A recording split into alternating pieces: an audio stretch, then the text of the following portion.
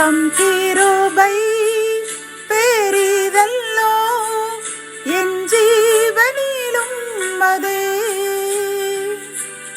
இம்மட்டும் காத்ததுவே. இன்னும் தேவை கிருபை தாருமே,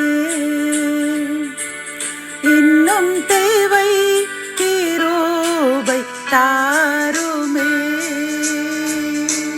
கர்த்தரும் இரட்சகருமாகிய இயேசு கிறிஸ்துவின் ஈடு இணையற்ற நாமத்தில் சேனைகளின் கர்த்தர் ஊழியத்தின் மூலம் 10/9/2024 இந்த நாள் உங்களுக்கும் உங்கள் சந்ததிக்கும் வெற்றியின் நாளாக அமையப் போகிறது என்று மனதார வாழ்த்துகின்றேன்.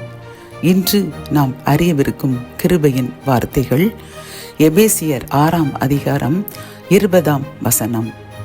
நான் தைரியமாய் என் வாயை திறந்து சுவிசேஷத்தின் இரகசியத்தை அறிவிக்கிறதற்கு வாக்கு எனக்கு கொடுக்கும்படி எனக்காகவும் விண்ணப்பம் பண்ணுங்கள்.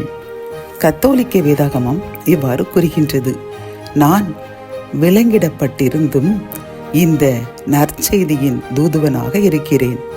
நான் பேச வேண்டிய முறையில் அதை துணிவுடன் எடுத்து கூற எனக்காக மன்றாடுங்கள்.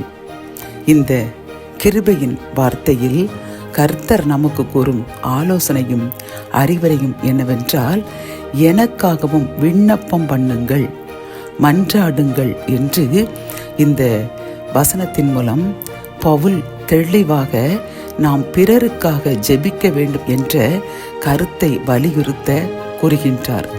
கர்த்தர் இயேசுவானவர் உலகத்தில் வாழ்கின்ற நாட்களில் அவர் பிறருக்காக அநேக உதவிகளை செய்தார்.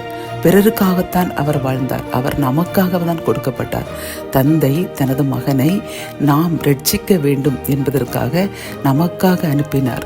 அவர் ஒவ்வொரு முறையும் வேண்டுதல் செய்யும் பொழுது பிதாவிடம் நமக்காக தான் மன்றாடினார். இறுதியில் அவரை நாம் சிலுவையில் அறையுண்டு அவரை அந்த கொல்ல போகின்ற அந்த நேரத்திலும் அவர் பிதாவை பார்த்து எப்படி மன்றாடினார்? பிதாவே, இவர்களை மன்னியும் என்று நமக்காகவே வேண்டினார் என்று நாம் அனைவரும் அறிந்த உண்மை.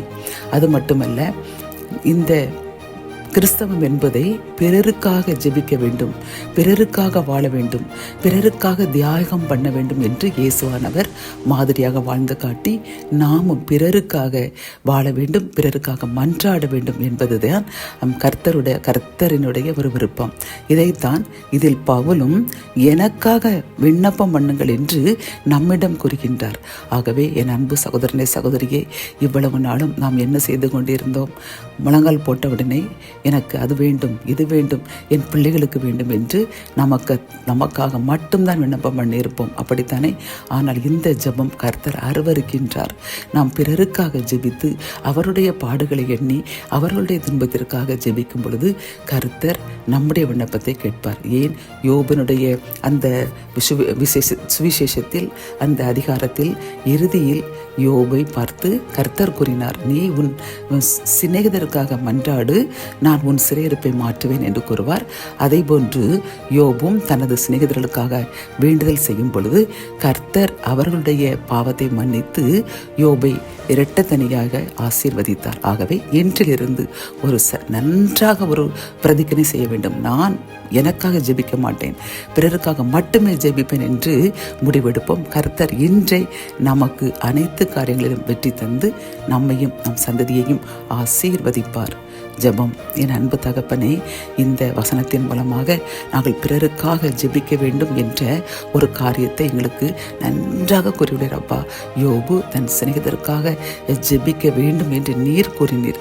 அதே போல் ஜெபித்தான், சிறையிருப்பு மாறி இரட்டிப்பான நன்மையை பெற்றுக் கொண்டான் என்று நாங்கள் நன்கு அறிவோம் அப்பா. ஆனாலும் நாங்கள் உணர்வில்லாமல் எங்களுக்காகவே ஜெபித்து கொண்டிருந்த அந்த சுயநல ஜெபத்திற்காக நாங்கள் இப்பொழுது வேதனைப்படுகின்றோம், மன்னிப்பு கேட்கின்றோம்.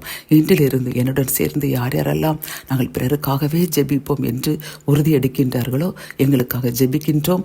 எங்களுடைய ஆசீர்வாத தடைகளை நீக்குங்க, எங்களுடைய ஆசீர்வாதத்தை இரட்டிப்பாக தந்து எங்களை மகிழ்ச்சியாக்குங்க. பிற்பர் இயேசுவின் மூலம் ஜெபம் கேளும் நல்ல தகப்பனே, ஆமேன்.